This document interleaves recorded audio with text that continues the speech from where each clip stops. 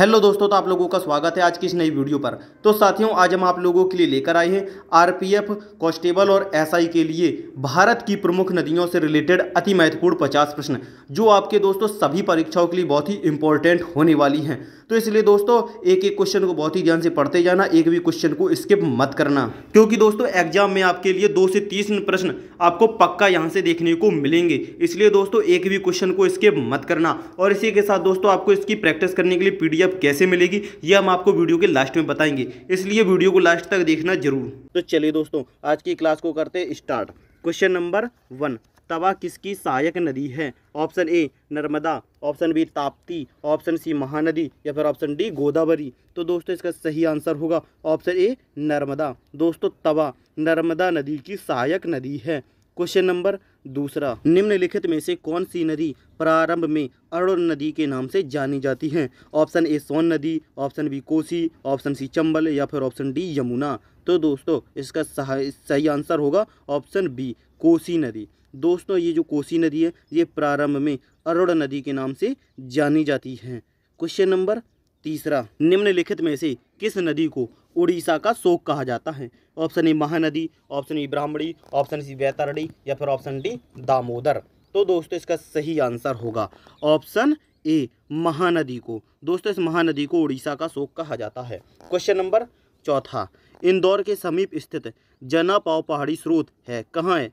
ताप्ती नदी का, चंबल नदी का, माही नदी का या फिर ऑप्शन डी महानदी का। तो दोस्तों इसका सही आंसर होगा ऑप्शन बी चंबल नदी का। दोस्तों इंदौर के समीप स्थित जनापाव पहाड़ी चंबल नदी का स्रोत है। क्वेश्चन नंबर 5, भारत की लवण नदी के नाम से जानी जाती है? ऑप्शन ए माहीन नदी, लूनी नदी, बनास नदी या फिर ऑप्शन डी साबरमती। तो दोस्तों इसका सही आंसर होगा ऑप्शन बी लूनी नदी। दोस्तों भारत की जो लवण नदी है ये लूनी नदी के नाम से जानी जाती है। क्वेश्चन नंबर 6, निम्न में से किस नदी को उसकी पवित्रता के कारण दक्षिण भारत की गंगा कहा जाता है? Option A Mahanadi, option B Godavari, option C Krishna या फिर ऑप्शन डी कावेरी। तो दोस्तों इसका सही आंसर होगा ऑप्शन डी कावेरी नदी को। दोस्तों कावेरी नदी को उसकी पवित्रता के कारण दक्षिणी भारत की गंगा कहा जाता है।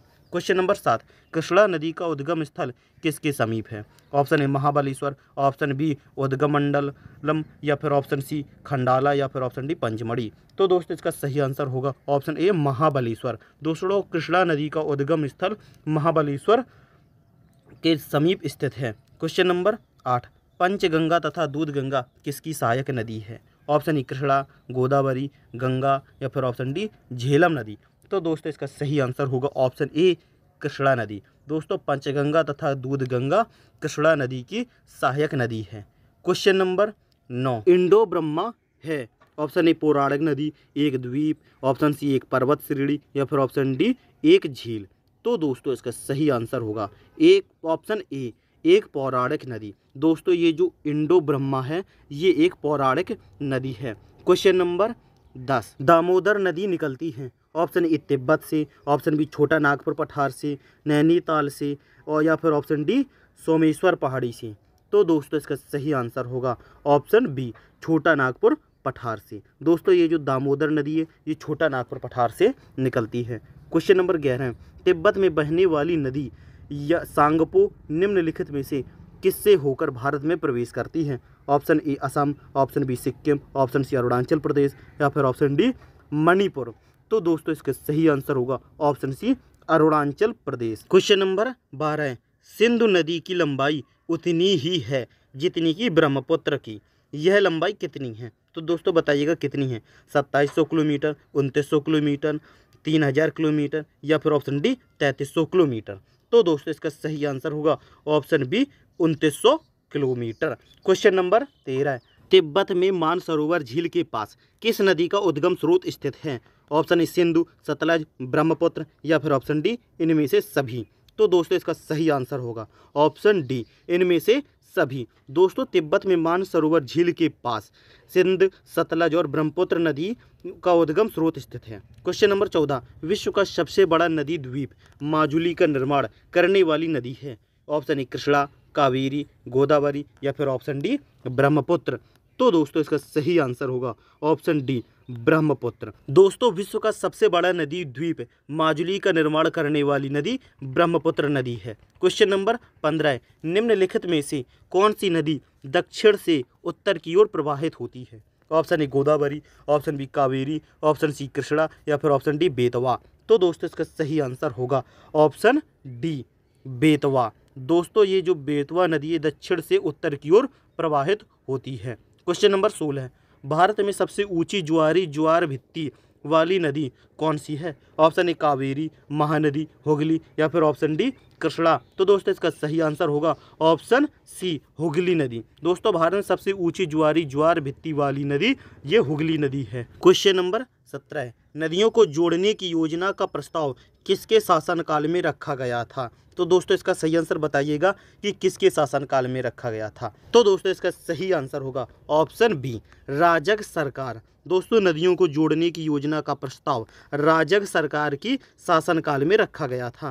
क्वेश्चन नंबर 18, निम्नलिखित नदियों में से कौन अपने मार्ग में परिवर्तन करने के लिए कुख्यात है? Option A Ganga, option B Kosi, option C Damodar या फिर ऑप्शन डी गोमती। तो दोस्तों इसका सही आंसर होगा ऑप्शन बी ये कोसी नदी है। दोस्तों ये जो कोसी नदी अपने मार्ग में परिवर्तन करने के लिए कुख्यात है। क्वेश्चन नंबर 19, भारत में सबसे बड़ा नदी मुख किस नदी के मुख पर है? ऑप्शन ए गोदावरी, कृष्णा, भागीरथी या फिर ऑप्शन डी हुगली। तो दोस्तों इसका सही आंसर होगा ऑप्शन डी हुगली। दोस्तों भारत में सबसे बड़ा नदी मुख हुगली नदी के मुख पर है।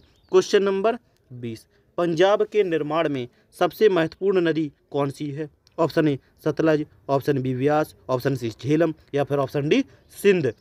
तो दोस्तों इसका सही आंसर होगा ऑप्शन डी सिंध नदी। दोस्तों पंजाब के निर्माण में सबसे महत्वपूर्ण नदी है ये सिंध नदी है। क्वेश्चन नंबर 21, निम्नलिखित में से कौन सी नदी विंध्य तथा सतपुड़ा पर्वत श्रृंखला के मध्य से होकर गुजरती है? Option A Narmada, option B Tapti, option C Gandak या फिर ऑप्शन डी गोदावरी। तो दोस्तों इसका सही आंसर होगा ऑप्शन ए नर्मदा नदी। दोस्तों ये जो नर्मदा नदी है ये विंध्य तथा सतपुड़ा पर्वत श्रृंखला के मध्य से होकर गुजरती है। क्वेश्चन नंबर 22, निम्नलिखित में से कौन सी नदी अरब सागर में गिरती है? ऑप्शन ए गोदावरी, महानदी, माही नदी या फिर ऑप्शन डी कृष्णा नदी। तो दोस्तों इसका सही आंसर होगा ऑप्शन सी माही नदी। दोस्तों ये जो माही नदी है ये अरब सागर में गिरती है। क्वेश्चन नंबर 23, प्रायद्वीपीय भारत की सबसे बड़ी नदी कौन है? ऑप्शन ए गंगा नदी, नर्मदा नदी, माही नदी या फिर ऑप्शन डी गोदावरी नदी। तो दोस्तों इसका सही आंसर होगा ऑप्शन डी गोदावरी नदी। दोस्तों प्रायद्वीपीय भारत की सबसे बड़ी नदी ये गोदावरी नदी है। क्वेश्चन नंबर 24, शारदा नदी का उद्गम स्थल है? ऑप्शन ए मिलाम हिमनद, सियाचिन हिमनद, गोमुख हिमानी या फिर ऑप्शन डी यमुनोत्री हिमनद। तो दोस्तों इसका सही आंसर होगा ऑप्शन ए दोस्तों ये मिलाम हिमनद। दोस्तों शारदा नदी का उद्गम स्थल मिलाम हिमनद है। क्वेश्चन नंबर 25, अमरकंटक में कौन सी नदी का उद्गम होता है? Option A Damodar, option B Mahanadi, option C Narmada या फिर ऑप्शन डी ताप्ती।